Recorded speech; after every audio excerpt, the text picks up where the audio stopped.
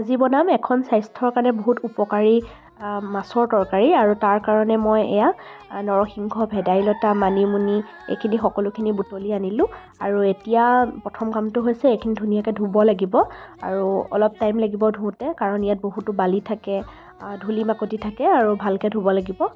আৰু এয়া মই ধুনীয়াকৈ পৰিষ্কাৰ কৰি এইখিনি ধুই আনিলোঁ আৰু এয়া আলুগুটি বাকলি গুচাই ল'লোঁ। এইখিনি সৰু আলু হয়, নতুন আলু মানে।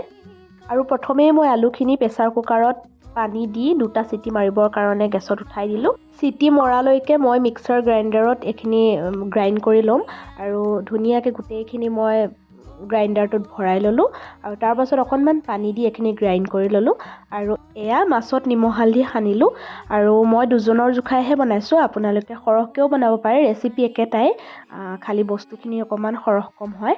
আৰু এয়া কেৰাহী গৰম হ'লত মই তাত তেল দি দিলোঁ। তাৰপাছতে তেলখিনি গৰম হোৱাৰ লগে লগে মাছখিনি দি দিলোঁ।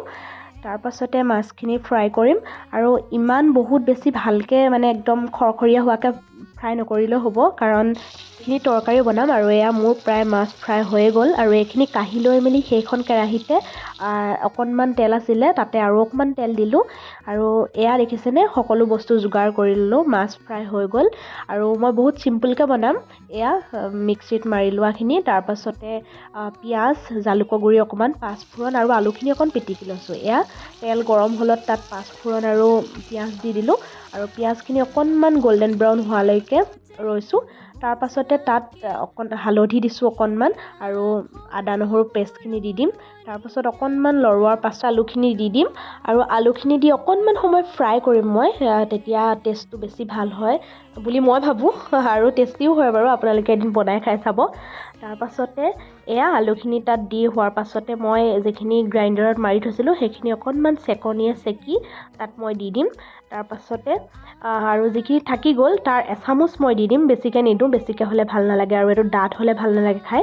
তাৰপাছতে মই ইয়াত দি দিম নিমখ, তাৰপাছত নিমখখিনি দি অকণমান লৰোৱাৰ পাছত দি দিম জালুকৰ গুড়ি, নিজৰ পৰিমাণ অনুযায়ী দিব, যিমানখিনি খাব পাৰে, অকণমান জ্বলা হ'লে ভাল লাগে বাৰু।